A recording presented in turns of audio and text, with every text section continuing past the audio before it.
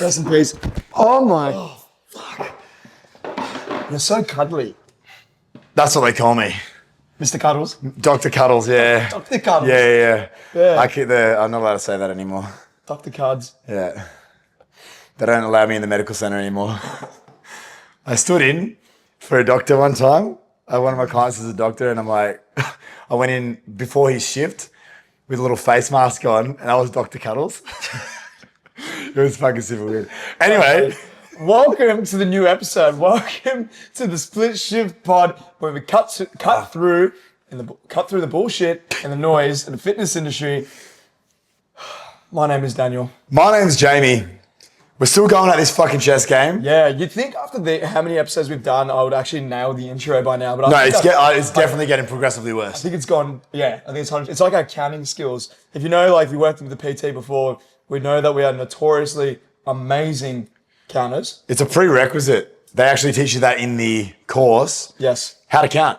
You go up to six, then you skip a couple, then you go back down to 5. And you just say two more. Yeah, like when they start struggling, it's like 3 more, then you get fucking roasted for it. But anyway, today we got a fucking special one. We've got a good one. We're doing a little speed run. I'm sure you've watched a couple of these before. We've done a few speed runs in our time now. But today we got 5 major key points that have been, I guess, a bit of a significant thing in our life, which I know for myself and probably yourself as well, have definitely affected my clients and people that I've worked with over the years, and probably similar for yourself. And we're just going to have a little quick 2-minute chat on each topic about our experience with these things. I'm excited, a bit nervous. I have like a couple of notes, but then there's also some things where I'm just like, I'm going to run with it because it's going to be from the heart. I made the rule with these speed runs that there's no fucking notes. I haven't even looked at the fucking things really. Really? I'm like, I've got a couple things I just want to. I find like 2 minutes. If I have a fight, if I know what I'm going to say for 2 minutes, it's game over. Yes. Like I'm going to fuck it up. Like, but either way, we're going to alternate. Danny's going first, so I'm going to shoot this motherfucker. Yeah. So, Danny, I would like to hear. We got a 2-minute timer on here? Yeah, 2 minutes. 2-minute timer, baby. Let's go. I would love if you could inform me about how you dealt with negative self-talk over the years. I love this. Negative self-talk, probably one of the biggest things that will impact, one of the things that will impact people for long term is how you talk to yourself. Remember, like, you're with yourself 24/7 all the time, and how you speak to yourself can actually impact our way of thinking, our lifestyle, our habits, opportunities, so much shit. My negative self-talk has shifted a lot over the years, but the thing is that with negative self-talk, I've dealt with a lot of this before. I had so much imposter syndrome. I still do have it. It comes in waves. It is a practice. It is definitely a conscious practice that I need to be aware of every single day. And for such a long time, I didn't really see the value of negative self-talk because, like, you know, when you experience with the clients, they'll be like, oh, I'm just a fat cunt, blah, blah, blah. I'm just like, oh, I'm just lazy, you know me. But these are actually things that we actually deep down say to ourselves. And I was like that too. I still am sometimes. I used to say to myself, I'm like, I was still that skinny kid. I am a lazy person because I was really lazy. These are things that I was, or like, even though it may not be inherently negative self-talk, even to say I can't do it. I used to be a mad culprit for that. It is an everyday practice. I have to be conscious about what do I say, to myself, but also it redirects what do I say to my partner, what do I say to my clients, what do I say to my friends, and how I want to carry myself in my everyday to day. And also be mindful about the things that influences my self-talk as well, by the information that I absorb in my everyday, because a lot of things can be negative that can also influence my negative self-talk. So essentially what I do is that it is a practice. It is a conscious effort to make sure I'm noting my day-to-day, that I am super aware of, you know, if I am saying something, I make sure I ideally would say positive things. Or if I am seeing a pattern, I would note it down and take note and say, okay, how do I flip it and make that better for me? How can I make it more? Where does this actually come from? And I have to peel back the layers a little bit more. That's 2 minutes. But anyway, negative self-talk, it's a big one. It's a big one. Definitely longer than 2 minutes it should be. It's fucking huge. Yeah. I know, but I like it. It's so spicy. It's so spicy. This is all shit that we fucking speak about often anyway, but Massive. I think relating it back to shit that we've done in the past, like I was listening to you then, I'm like, I have no idea what the fuck I'm going to say. I had one. I'm like, Yeah, I I had don't know. one thing to say. No, I'm not going to say it. don't say it, bro. not gonna You say can't say it, man. It's done. 2 minutes is over. You can't. Like, If you want to keep see, wait, maybe say it right at the end. if you want to, yeah, No, drop it like 17 minutes into the thing. Just randomly. You need to hang out to find out what Yeah. the fuck this guy's going to say because it's going to be a nugget. A nugget. It's a nugget of It's wisdom. going to be a fucking just nugs. Straight chicken nuggies. dropping nugs. All right. Well, let's fucking roll. Get in there. 3, 2. Whoa. You got to ask me the question, bro. Oh, frame it for me so I'm like mentally. Negative self-talk is a big thing. It impacts our way of thinking a day-to-day. Big ones hurt. How do you think it's impacted your life? And what have you done to overcome it and continue to overcome it? Go! Negative self-talk. Yeah, I know, like, as you said, particularly with what we do as a job, personal training, coaching, that sort of stuff. Initially, heaps of fucking imposter syndrome. Like, who am I to tell this person what to do with health, fitness, eating, all that sort of shit. And you never really, I guess you do overcome that, but it's just by practice, right? So the biggest thing I've done in the past with that, like obviously career-wise, particularly financially, like all that sort of stuff, a lot of negative self-talk about how I perceive myself, belief systems, all that sort of shit, because with growing negative self-talk, that ends up becoming your belief system, and then it can obviously become your identity, and then it's fucking just a big slippery slope from there. My biggest thing was separating myself from emotions and speech in general. So like if those voices come up, realize that that's not you. That's not who I actually am. That's just a fucking thought. Emotions, same deal. Just because I feel like this now, that does not mean that's who I am. Yeah. You know, I am much more closely tied to my actions than I am my thoughts, because thoughts will come and go. Negative self-talk will come and go. Positive self-talk will come and go. Nothing's really going to be consistent. It's about what you give your energy to. My biggest thing that I did early on, luckily I fucking really tackled this early on in my career, was meditation, like we spoke about on the Kimmy Burns pod. It was really reflecting on how I see myself, reflecting on my self-talk, and figuring out what's fucking real. Where is this all coming from? Is that legit? Question the fuck out of it. Be like, all right, particularly if somebody's trying to lose weight. This is a massive thing, right? So people think this is just what I've done in the past. So this is who I am. This is how I, am going to be in the future. But that's not fucking true. Your thoughts do not control your actions unless you let it, unless you allow it to, by giving it so much fucking energy. It's about where you place your energy. So yeah, figure that shit out. I love that. I guess. Everything you said was like a nail on the head. That's actually that was going to be my last point, is that 17 minutes. So the other quote I want to say was, Now there's no fucking teasers for them. no, they still don't know. I have a quote. True. Okay. This is it's related, but it's not the thing. You know what I mean? It's not the thing. It's not the nugget. It's not the nug.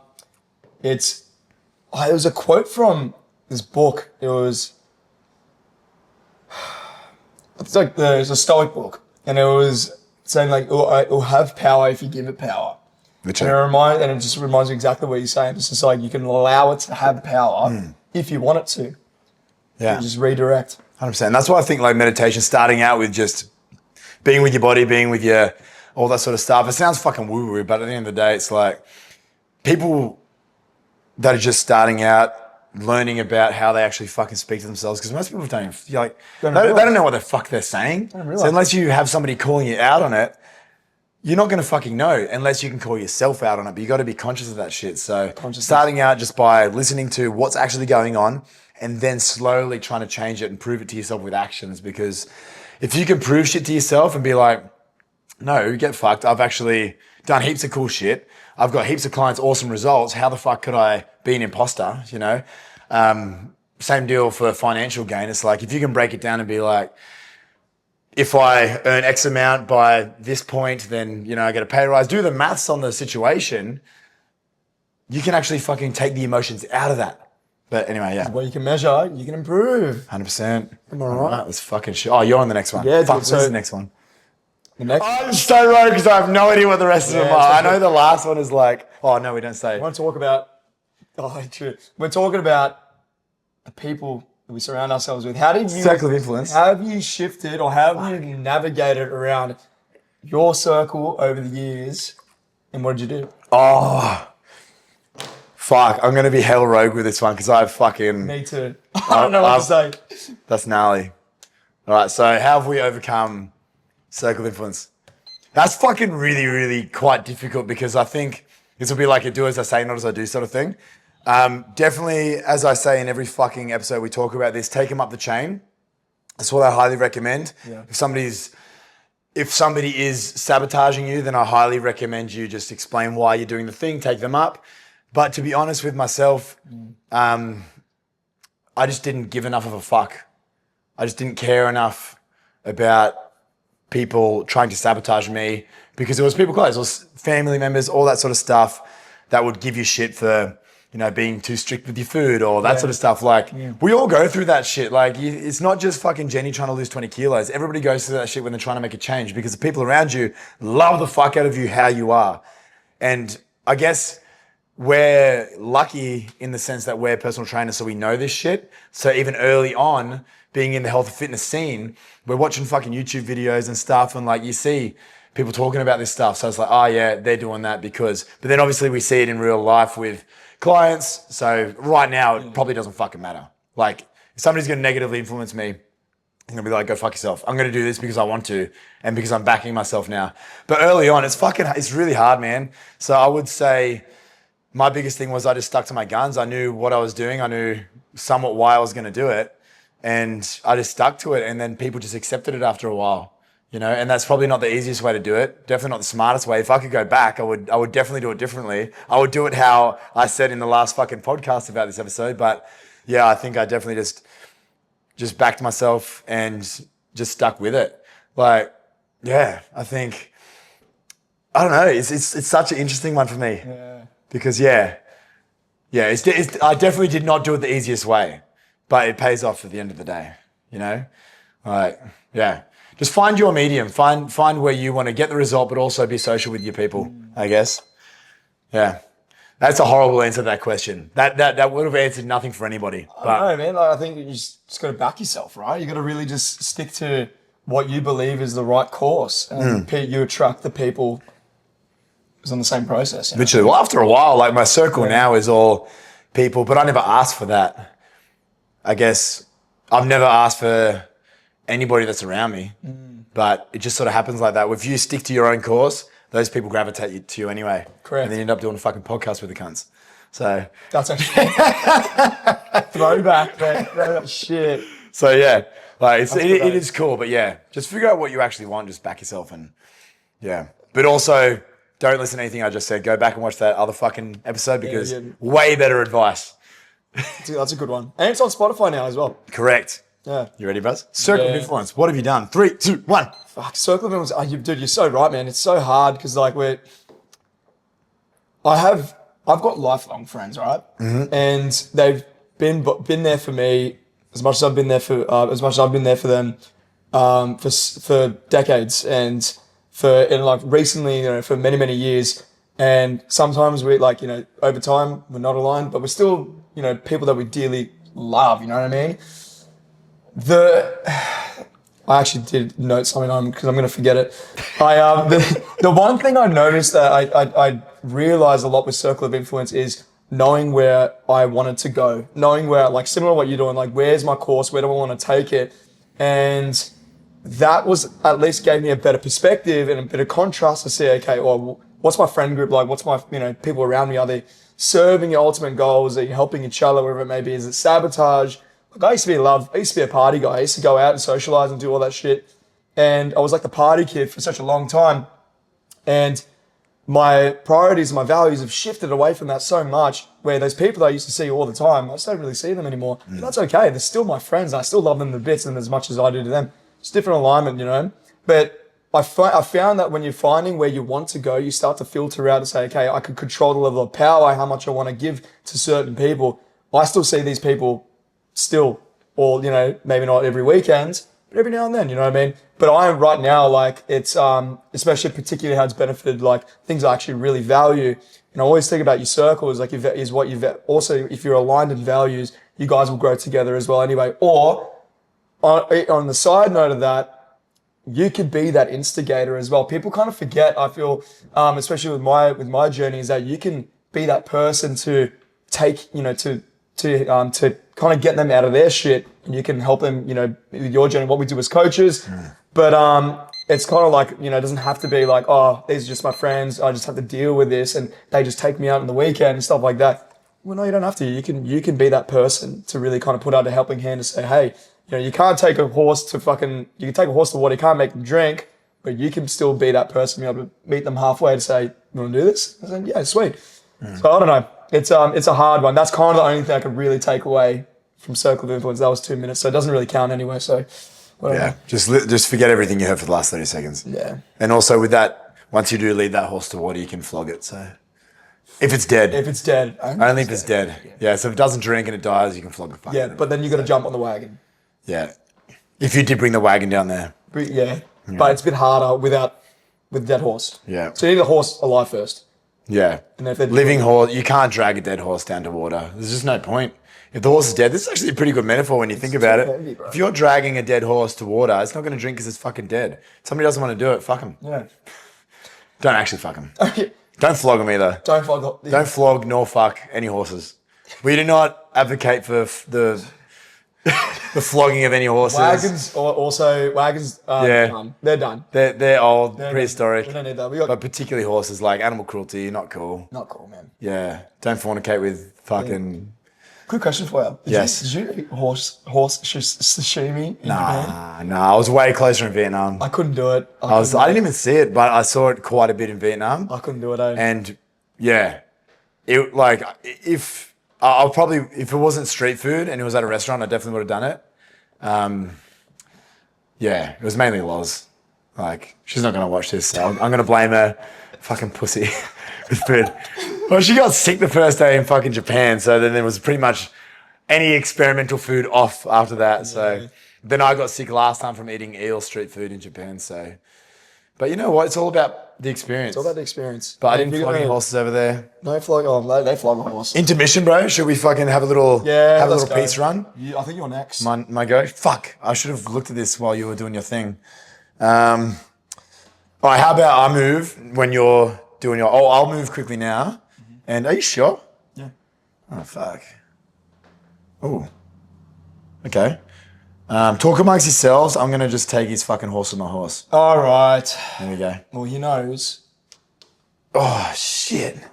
That sucks. I didn't even see that. So this is what happens when you fucking... when you play a chess game with a weak intermission between every second move. All right, let's go. Wait, am I asking you? You're asking me, man. Okay. So... your experience dealing with self-sabotage. Oh, shit. Hell yeah. Man, that's same. It's similar to negative self-talk. Love a good self-sabotage, don't you? Self-sabotage is different for everyone, though. Like, it just depends on where you mainly struggle with the most. Is that my one was, for a long time, was actually laziness. And still can creep up every now and then. It's definitely sabotage. What I found was, like, I know we talk about the ideal person, look at your beliefs and identity and stuff like that. Did I want to have, like, say I'm a lazy person? No, but I just did lazy things, but I backed that up. So what I found was really I needed in my life, and I saw so much value in, was systems. I'm a systems guy. I need things in place. Otherwise I forget shit. My girlfriend would tell you that much for free.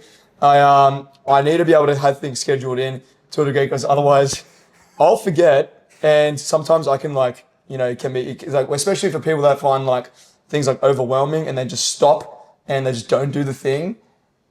I highly recommend writing it down and actually have some systems in place. I find it really helps me, and it just gives me some sense of direction as well. Like the self-sabotage in general is, you got to go back to the root source of, like, what is that? Like, what has actually caused that? What is, if someone was, like, self-sabotaging with food, what's their relationship with food? What are you feeling when it comes to, or even self-sabotaging by just not going to the gym? It's such a loaded question where you just want to peel back those layers, and it's super uncomfortable. It sucks. And I found when, like, I realized I was making these excuses. I'm like, I need to be lazy today. I've worked so hard all week. no, like sometimes like you know if you're on a similar case like me, yeah, you got to fucking chill for a bit. But then I went a little bit too far, and it created this thing, and I'm like, oh, I'm a person that works, but I'm inherently lazy as a person. Where I had to fix that, and I have to practice every day to make sure I say I'm backing myself. I'm an active person in the shit that I care about, and rest is like valued, warranted. You know what I mean? That's my self-sabotage thing. So it is a practice. 100%. Love that.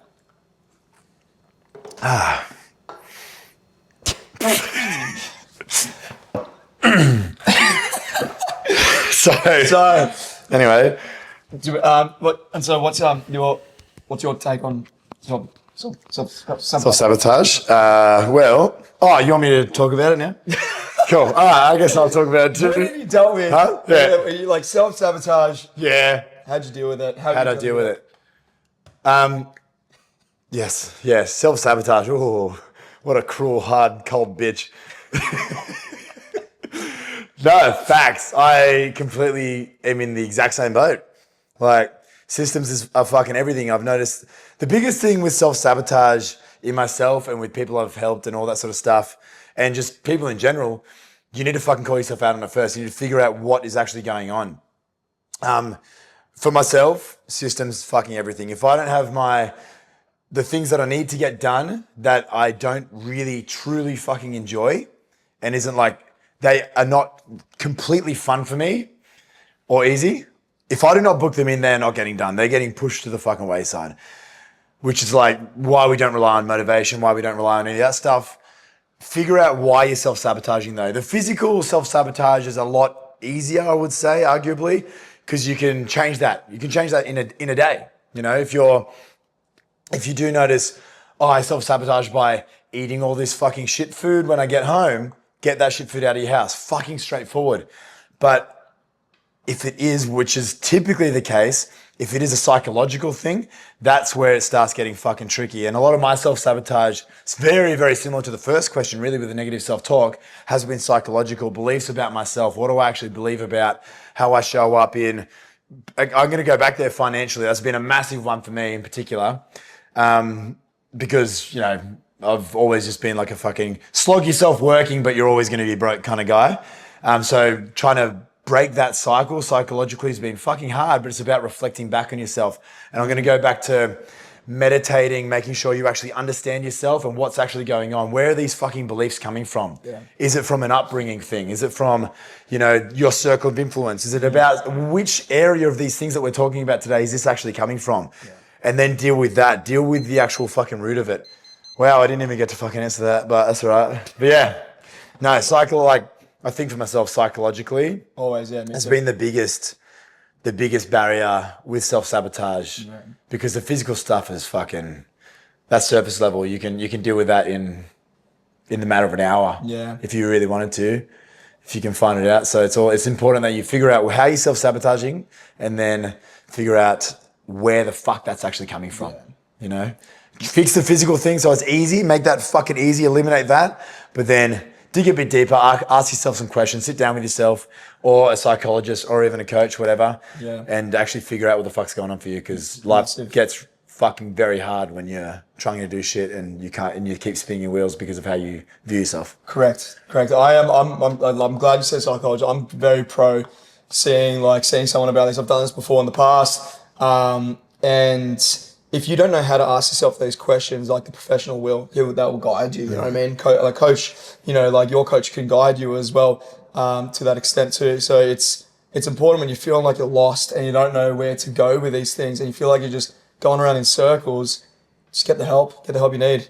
You know? Yeah, and you can't expect yourself to be able to ask those questions straight away, because it's fucking hard. Yeah, and if you got to ask, it's hard. When you got to ask it's important to ask particular questions that's going to move you forward as well. So if it's not really conditioned to have those questions in place through some practice or through some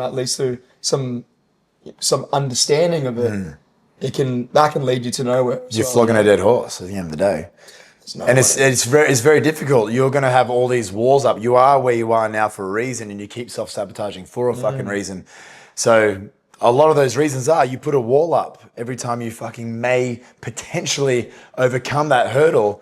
There's a fucking massive wall there, because you're at that time, there's friction between you and your identity, how you've been identifying for the last few years, decades, whatever. So even though you're uncomfortable and you feel like shit, you're safe.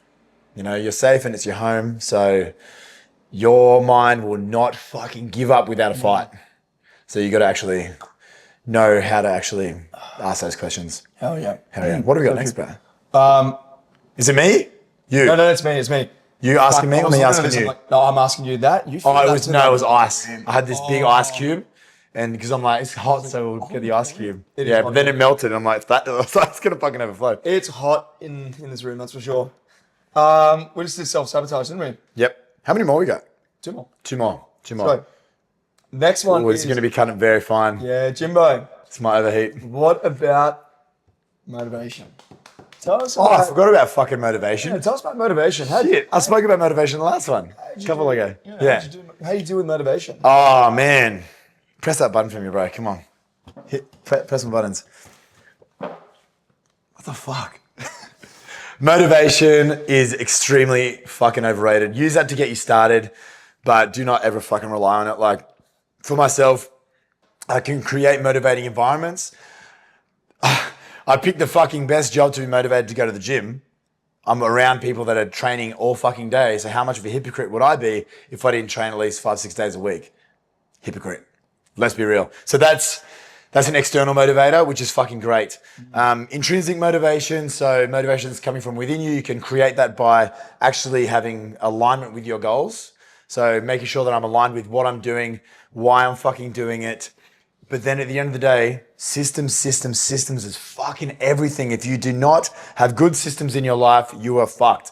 Motivation is an emotion. Motivation is an emotion like anything else. When you're happy, you could be happy for an hour. You could be happy for a day. You could be happy for a fucking week.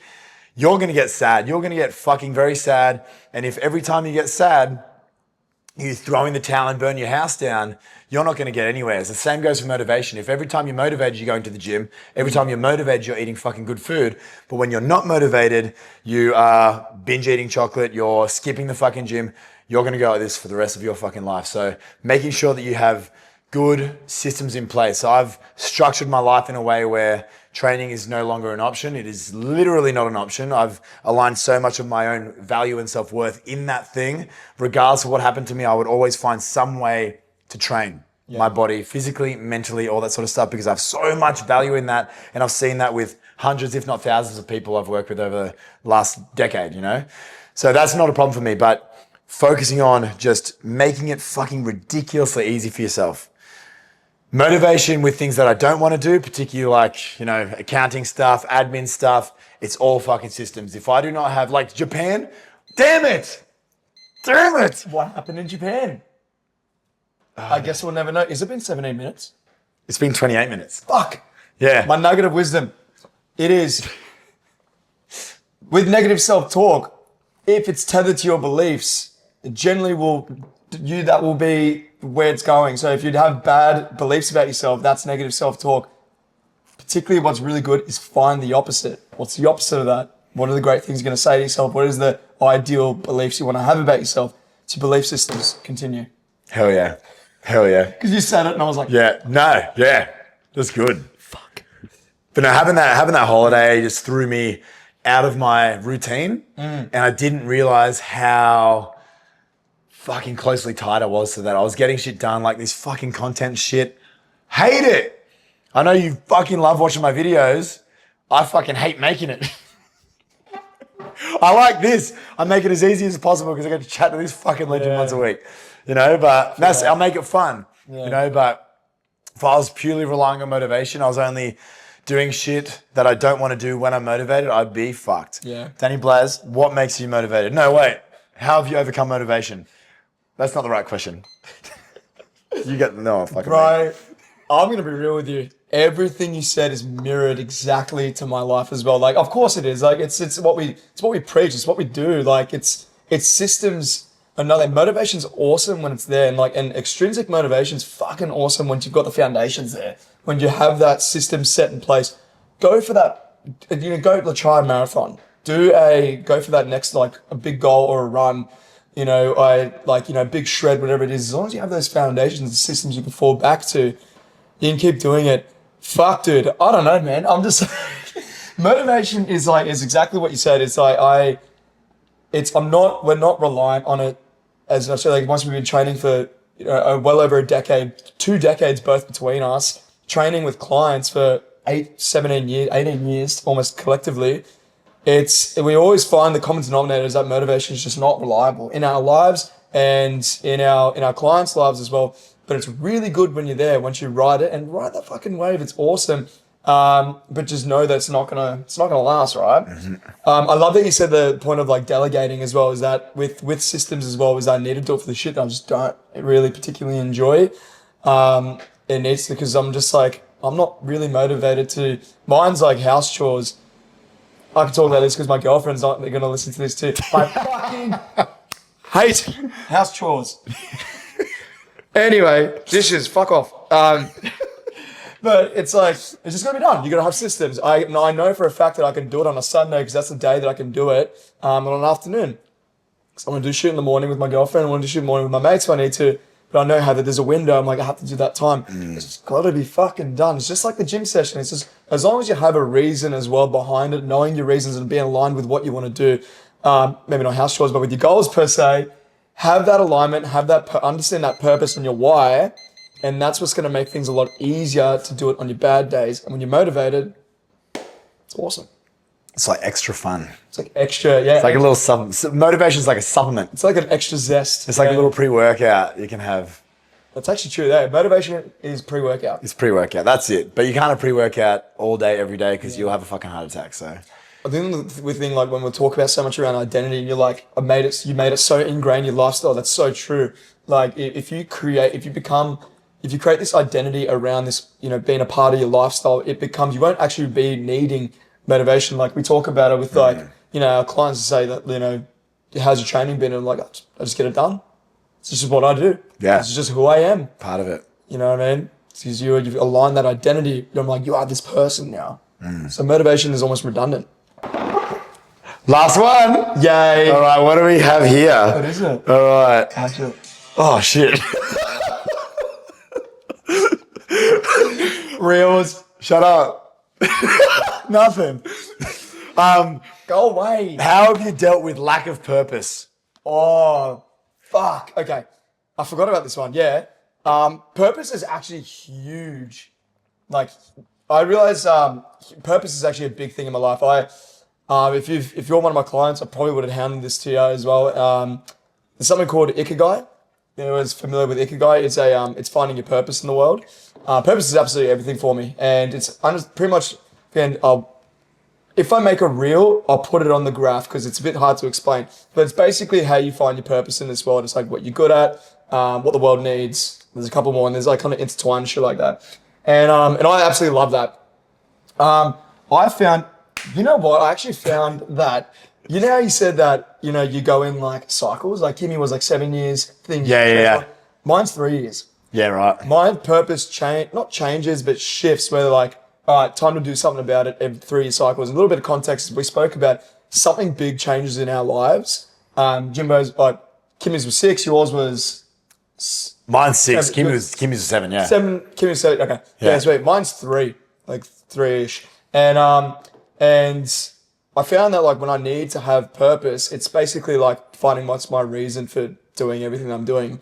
And again, it just goes back to alignment. So if you're struggling with your goals, if you're struggling with why you even want to train, if you're struggling with why you even want to be that person that, want to like lose that weight, find a purpose behind it. Find out actually what it's going to benefit you for your life and really dig deep into it. It's a hard one to answer. I've still got 20 seconds. So I'm like, I know that without it, I feel there's minimal fulfillment in my life. There's minimal fulfillment in what I do in my day to day, even my work. When I don't really know, like, if I'm going as just a job, but if I go and I'm here to change people's lives or be there to help people to be them grow, to their ideal self. If I forget that, it almost seems like I lose my sense of purpose. So I have to remind myself and also reassess. And it typically happens every 3 years. Fuck yeah. I like that. Hell yeah. Bro, slap me a little buzzer on. Let's wrap this up. Let's wrap this bitch. All purpose, all alignment with your values. Yeah, I guess it depends who you are. Like a lot of people say religious, you've got very different reasons for doing what you want to do. And mine's definitely changed, particularly over the last 10 years. But for myself, I'm always delving back into the fact that I'm doing what I want to do, or doing what I'm doing now because I fucking want to. Just because I'm so fucking lucky that I'm a coach. I'm so fucking lucky that I live in this fucking beautiful country with all these fucking amazing opportunities. And yeah, and then I just align it with the shit that matters to me at the time. Like my values currently are so different to what they were 8 years ago. You know, so as long as I'm continuously aligning what I'm doing, say work-wise, all that sort of shit with the things that I care about, because even as you know, as a coach, you get these fucking ridiculous, amazing results for people. It changes their fucking life. They have so many thanks, all that sort of stuff. Then you'll get periods where your clients fucking hate you and just call you a cunt. And then you're like, well, fuck. If you were not aligned with what you're doing and why you're doing it, you're not gonna last in whatever you're doing. So even if you have a shit job that you fucking hate, and you know, and that's okay. You know, you still fucking. You're in this beautiful country, doing awesome, cool shit, you know, that's fine. Unless it conflicts with the things that you actually care about. Unless it's taking away from your time with your kids, things like that. Whatever the things are that you give a fuck about. That's really it. Just alignment with your values. I guess that's all I can sort of talk about in fucking 2 minutes. I know, you know, quick fucking. That's actually really hard. Because at the end of the day, I think like life purpose in general, like we're just fucking...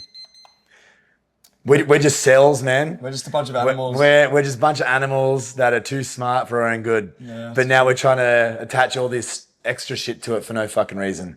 So my biggest thing is I want to make an impact on people because it makes me feel fucking really, really good. Yeah. So that's a supplement. But at the end of the day, it's just having fun. So finding the fun in every single little scenario. So true. Like that's it. As long as I'm having fun, even if I'm earning a little less money, doing this, like you know,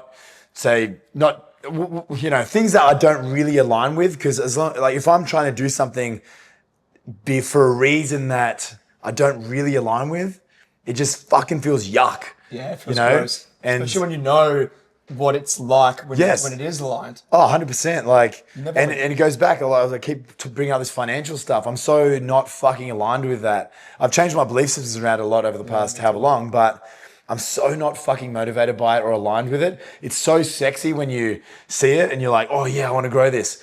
But I've really come to realize after, you know, maturing mentally, all that sort of stuff, I'm not aligned with that. So there's no point using that as a motivator for me because that just feels fucking yuck. Whereas if I'm like, how can I make the biggest impact for my clients? How can I make the biggest impact on my relationship with fucking Lauren? How can I make, you know, quality time with fucking Danny when I'm hanging here, you know, like, how can I make somebody leave our conversation with a fucking smile or something, just be stupid and be a dickhead and just have fun? Yeah. That's the shit. If I can do that every fucking day, and luckily I've been a personal trainer for 10 years and I've been able to do that every fucking day, be a dickhead, have fun and make people laugh. Yeah. Like that's it. So true, so true. I'm not money driven at all either. Like I'm the exact same as you. Like it is bonuses towards that. Like it is, you know, it does help in life and stuff like that. But to think about like, I want to grow, like be super ultra wealthy, and I'm like, fuck man. We have, like, personally, I've got it really good, really, really good. We've got it really good. Like, I'm so fortunate to be able to do this shit and call it my job. Literally. Some people even say to me, I'm like, oh, it's like, I remember this one lady was like, I said I'm a personal trainer, and she's like, oh, and that, like, are you going to do anything else after that? And like, is that it? Like, because almost like the idea of a personal trainer, I'm like, oh, it's just a stepping stone. And I'm like, oh, fuck, if you're really what we do and like the alignment, what we do, especially for this long, it's just like every day's a fucking party, man. Literally, every day's a fucking party. Driving to the gym, having the most amount of fun, like except for fucking filming content, that can suck a dick. But we love you. We're growing to enjoy it, but this part is very, very fun. Yeah, it's good. Anyway, thanks for fucking watching. Danny Blaze didn't do his fucking last move, but whatever. Oh, sorry. Shit. What do I do now? No, you didn't do your move. I did, man. I did move that there. Where? I moved that there. Did you? Yeah. Well, fuck. All right. Was that one each? I think so. Well, anyway, let's wrap this up. Jump let's into wrap your it, little fucking Spotify, Facebook, Instagram, fucking you just did it. MySpace. Follow us on MySpace. Follow us on MSN. Follow us on LinkedIn. Yeah. LinkedIn. We're LinkedIn famous. Hope you enjoyed I hope you enjoyed this episode. Hope you took something away from it. If you're watching on YouTube, like and subscribe. If you're listening on Spotify, give us 5 stars. Also, leave your questions in the comments below if you're on YouTube, and also on Spotify too. We'd love to hear your experiences and also a little bit of your insight on these things that we've spoken about. We're human on this earth together. We're figuring this shit out together. So if you enjoyed this, let us know as well, because we love the validation. And we'll see you next week. Goodbye, friends.